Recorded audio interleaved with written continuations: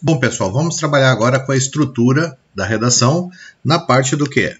Na parte do desenvolvimento. Como eu tenho dois parágrafos de desenvolvimento no meu texto, eles têm que ser iguais, proporcionais. Então, vamos lá para os itens que eu tenho que ter nesses meus parágrafos e o que eu preciso trabalhar neles. Olha só, um desenvolvimento bom, ele vai ter de 8 a 9 linhas, tá? Prestando sempre atenção, eu posso ter uma linha a mais ou uma linha a menos, eu não posso ter eles muito diferentes, um com 10, outro com 5, então eles têm que ser proporcionais. O que eu vou ter que trazer neles? As ideias forças. A minha ideia força, tá? Já vou ter citado ela lá na minha introdução, aqui eu retomo ela, tá? Que isso aí seria o meu projeto de texto, onde eu vou trabalhar o cultural, o econômico, o social, o psicológico, o ambiental, o salutar e outros. Então, aqui eu retomo, o meu início do parágrafo é retomando essa minha ideia, tá? Eu tenho que trazer esse meu tópico frasal, depois eu vou desenvolver ele através dos argumentos, eu vou argumentar em cima e vou concluir ele com uma voz e a crítica, tá? O que seria essa minha voz? O fato histórico, um exemplo, uma citação, tá? Eu tenho que ter algo ali que segure tudo aquilo que eu argumentei. Eu não posso deixar aquilo vago. Só ter uma argumentação, só eu falando. Eu preciso ter alguém me ajudando, algum dado, alguma informação, uma notícia, algo que exemplifique aquilo que eu argumentei. O que é meus argumentos? Eu me expor, eu falar que aquilo realmente está sendo prejudicial dentro daquele âmbito, daquele aspecto que eu trouxe lá na ideia força, e trabalhar em cima, argumentando, trazendo essa situação, expondo isso. Então, muitas vezes o aluno, ele confunde argumentar com somente falar. O argumentar eu tenho que expor, tá? Por isso que eu falo muito assim, sua argumentação está fraca.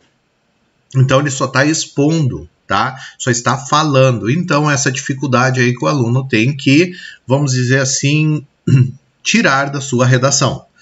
Outra situação bem importante, como eu tenho dois parágrafos, eu tenho desenvolvimento 1 e desenvolvimento 2, entre esses parágrafos, no início do segundo parágrafo, eu tenho que ter o quê? Um além disso, um por outro lado, um por conseguinte, um ademais, que são conectores, tá?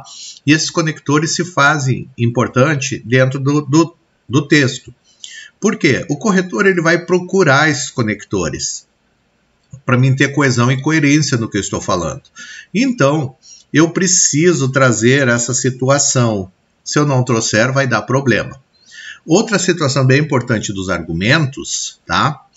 Eu fazer um argumento bem fundamentado, falando, comprovando que aquilo é ruim, que não é bom, mas com as minhas palavras, da minha forma de expressar, sempre usando a terceira pessoa, é claro. Mas o quê? Eu tenho que me expor, eu tenho que falar, eu tenho que comprovar que aquilo realmente é ruim, tá? E, após essa comprovação, eu trago a minha voz e a crítica final.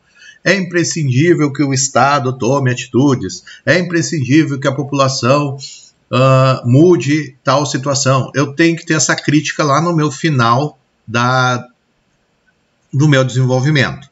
Tá? Usando ali situação, eu posso usar também um conector conclusivo ali, dessa maneira, dessa forma, concluindo esse meu parágrafo e já fazendo uma pequena crítica ali. Eu tenho que ter essa crítica, porque a minha nota tende a aumentar, tá?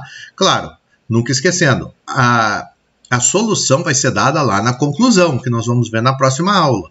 Mas a crítica tem que estar aqui, ok? Essa pequena crítica. Mas isso aí, com o tempo, a gente vai trabalhando. Os exemplos, alguns têm críticas, outros não. Por quê? Ela é um pouco mais complicada de se fazer, de se trabalhar, ok? Próxima aula, nós vamos trabalhar o quê? Os exemplos perfeitos, tá? Alguns exemplos de desenvolvimento, para vocês verem como é que funciona todos esses itens. Como eles vêm sendo empregados, e qual é a maneira correta de se trazer eles. Outra coisa, eu posso trazer o exemplo antes ou depois, mas eu tenho que cuidar, eu não posso trazer o exemplo como argumento, e sim o quê? Exemplificar e argumentar, tá? Eu não posso pegar o exemplo e começar a argumentar tudo em cima dele. Então, qual é o ideal? Os alunos perguntam, primeiro argumentar e depois exemplificar, ok? Então vamos para a próxima aula aí, que seria a minha parte dos textos perfeitos, aí alguns modelos não, alguns exemplos para vocês, ok?